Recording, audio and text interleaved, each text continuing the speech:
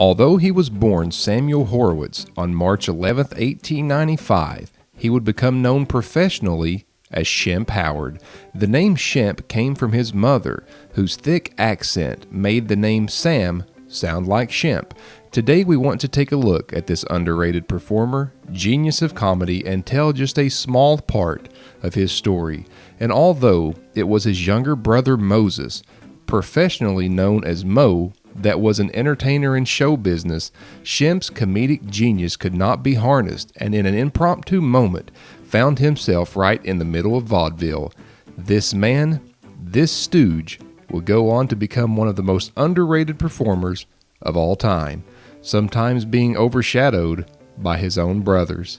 Today we honor one of the original Three Stooges, Shemp Howard. You're supposed to be singing about the voices of spring, not the eruption of a volcano. Give with the throat, not with the bellows. Oh, Professor, you want it more like a bird. That's it. Give me the bird. It was actually Mo, Shemp's younger brother, that first started in show business, performing on vaudeville. In 1922, vaudeville was steeped in slapstick comedy, which is exactly how it sounds. Slapstick was a roughhouse style of comedy, which involved large amounts of physicality. Mo was performing with Ted Healy, a boyhood friend. Ted's act was slapping around his flunkies when they didn't do what he wanted them to do or act how he wanted them to act, much to the uproar and laughter of the audience. One day while Mo was performing, he spotted Shemp in the audience. Mo jokingly yelled at the audience member Shemp. Shemp, being quick to think, yelled right back and actually marched right up on stage.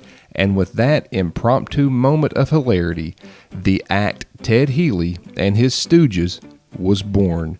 They would pick up frizzy-haired sideman Larry Fine in 1928. Their whole act revolves around Healy trying to perform normal daily tasks, while his Stooges interrupted and destroyed everything he was trying to do. And of course, this led to more slapstick and more popularity. There would be a contract dispute with Healy, so the Stooges left and would be known as Howard, Fine, and Howard. They were a big hit and success on vaudeville. Healy would ask them to rejoin his act in Schubert's Broadway Revue, passing show of 1932. This was a pure business decision, but when Healy had a contract dispute, he walked out. Shemp, quite frankly, was tired of how they were being treated, so he left. He would stay with the passing show until it ended, and then toured with his own show. Shemp went solo, began working with Brooklyn's Vitaphone studio, and Mo and Larry recruited Shemp and Mo's younger brother, Jerome, which would become known as Curly. Get your hand out of my face. That ain't my hand, that's your hand. All right, you asked for it. Ow! While at Vitaphone, it didn't take long for Shemp Howard to impress, and while it most definitely didn't happen to every actor and performer there, Shemp began earning speaking roles nearly right from the start. He played some supporting roles, but once again, it didn't take long for him to start being featured. Throughout the mid-1930s, he would appear in various roles and would thrive. A little behind the scenes, when Shemp was performing, you would have no idea if he was on script or completely making up what he was saying as he went along. He was known to do this. In one of his few and only failures in show business, he tried to create a stooge-like act on his own. After spending most of his life living on the East Coast up until this point, he moved to Hollywood.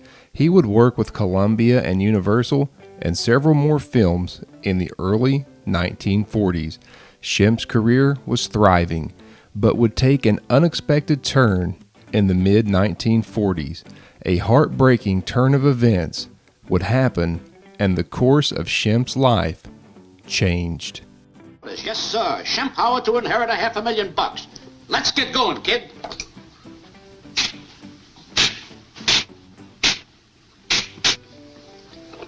I'm telling you to hold still now. I'm warning you. Oh, excuse me. I thought that was... Hold still.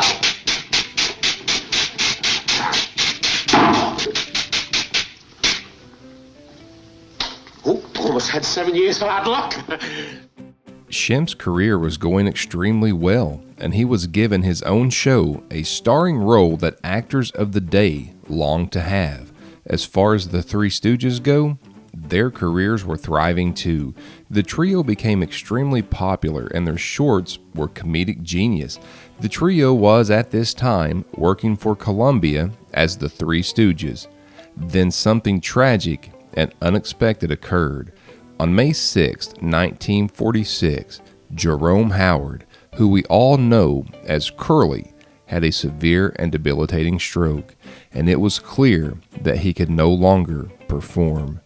The Stooges were not only making shorts, but they were also doing live shows. Of course, there was only one person in mind to fill in for Curly. They would turn to Shemp, and Shemp knew that if they couldn't complete the trio, Moe and Larry would be jobless. He agreed to fill in under the condition that he would only remain with the group until Curly was able to return. Sadly, Curly's recovery would not happen, and actually things for Curly Howard got worse.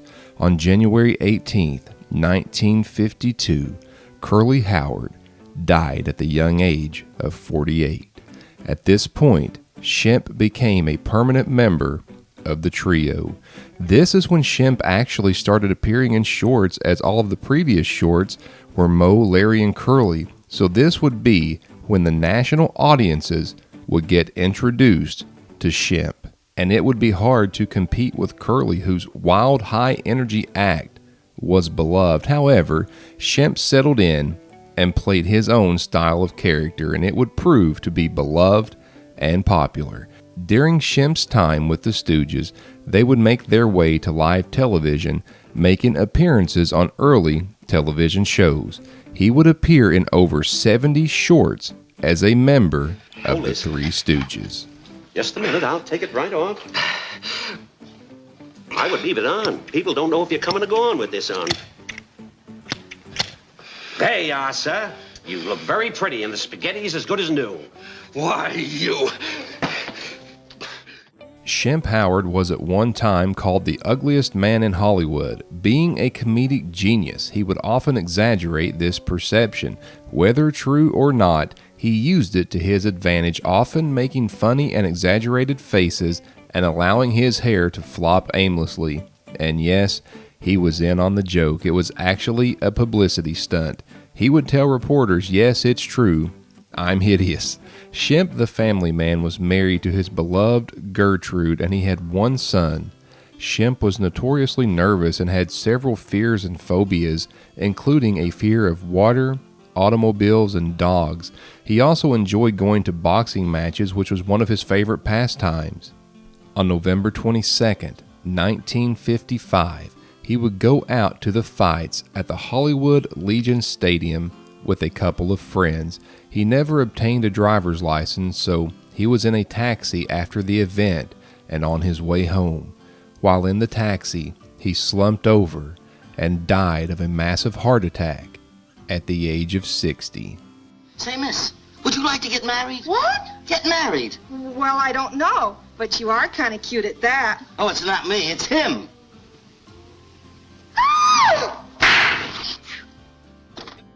Shemp Howard was laid to rest at the Home of Peace Memorial Park and Mortuary in East Los Angeles, California.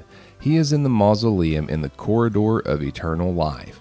His final resting place is in the same cemetery as Curly, who is laid to rest in the Western Jewish Institution section.